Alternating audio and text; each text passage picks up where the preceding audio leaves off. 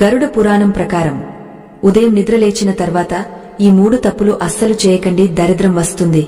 నమస్కారం. ఈ సృష్టిలో ప్రతి జీవి సుఖాన్ని, శాంతిని, ఐశ్వర్యాన్ని కోరుకుంటుంది. కాని కొందరు ఎంత కష్టపడినా, రాత్రింబవళ్లు శ్రమించినా ఫలితం దక్కదు. చేతికి అందినట్టే వచ్చి ఐశ్వర్యం చేజారిపోతుంది. అప్పుల ఊబిలో కూరుకుపోవడం, ఇంట్లో నిరంతరం గొడవలు, అనారోగ్య సమస్యలు వెన్నాడుతూనే ఉంటాయి. దీనికి కారణం గ్రహగతులు మాత్రమే అని మనం భ్రమపడుతుంటాం. కాని నిజానికి మనం చేసే చిన్న చిన్న తప్పులే మనల్ని దౌర్భాగ్యం వైపు నడిపిస్తాయి. ముఖ్యంగా గరుడ పురాణం వంటి పవిత్ర గ్రంథాలు మానవ జీవన గమనాన్ని నిర్దేశించే అద్భుతమైన మార్గదర్శకాలు.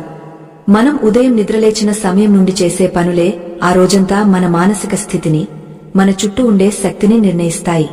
ఉషఃకాలంలో ప్రకృతి ఎంతో స్వచ్ఛంగా, దైవిక శక్తితో నిండి ఉంటుంది. ఆ సమయంలో మనం చేసే పనులు మన అదృష్టాన్ని పెంచుతాయి లేదా మనకున్న పుణ్యఫలాన్ని హరించివేస్తాయి. గరుడ పురాణంలో శ్రీమహావిష్ణువు గరుత్మంతునికి బోధించిన రహస్యాలలో ఉదయకాల నియమాలు అత్యంత కీలకమైనవి. వీటిని విస్మరించడం అంటే సాక్షాత్తు లక్ష్మీదేవిని ఇంటి నుండి వెళ్లగొట్టడమే. చాలామందికి తెలియని విషయమేమిటంటే, ఉదయం కళ్లు తెరిచిన మొదటి కొన్ని నిమిషాలు మన అంతశ్చేతన మనస్సు చాలా చురుగ్గా ఉంటుంది. ఆ సమయంలో మనం చూసే వస్తువులు, మనం మాట్లాడే మాటలు, మనలో కలిగే ఆలోచనలు మన జీవిత గమనాన్ని మారుస్తాయి. ఈ వీడియోలో మనం గరుడ పురాణం సూచించిన ఆ 3 భయంకరమైన తప్పుల గురించి తెలుసుకోబోతున్నాం. ఈ తప్పులు చేస్తున్నంత కాలం ఏ పూజలు చేసినా, ఏ వ్రతాలు చేసినా ఫలితం శూన్యం. అందుకే ఈ విషయాన్ని కేవలం ఒక సమాచారంగా కాకుండా ఒక హెచ్చరికగా భావించి మీ జీవితాన్ని సరిదిద్దుకోండి. వైకుంఠ ధామం అద్భుతమైన కాంతితో వెలిగిపోతోంది.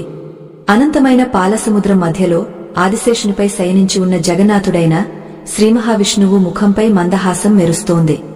ఆ సమయంలో వినతాపుత్రుడైన గరుత్మంతుడు వినమ్రంగా వేడుకున్నాడు.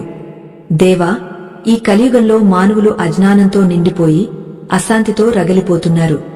వారికి కర్మఫలం నుండి విముక్తి ఎలా కలుగుతుంది? వారు తమ దైనందిన జీవితంలో చేసే ఏ పనులు వారిని దారిద్ర్యంలోకి నెట్టివేస్తాయి? ఈ సందేహాన్ని తీర్చి లోకానికి మేలు చేయండి అని గరుడు ప్రార్థించాడు. అప్పుడు ఆ పరమాత్మ గంభీరమైన స్వరంతో ఇలా పలికాడు. గరుడా, మానవ జీవితం అనేది కేవలం కర్మల సముదాయం. ఒక వ్యక్తి చేసే కర్మలే అతనికి స్వర్గాన్ని లేదా నరకాన్ని, సంపదను లేదా దారిద్ర్యాన్ని ఇస్తాయి. ముఖ్యంగా ఉదయకాలం అనేది బ్రహ్మ ముహూర్తంతో సమానం. ఆ సమయంలో చేసే తప్పులు ఆ వ్యక్తి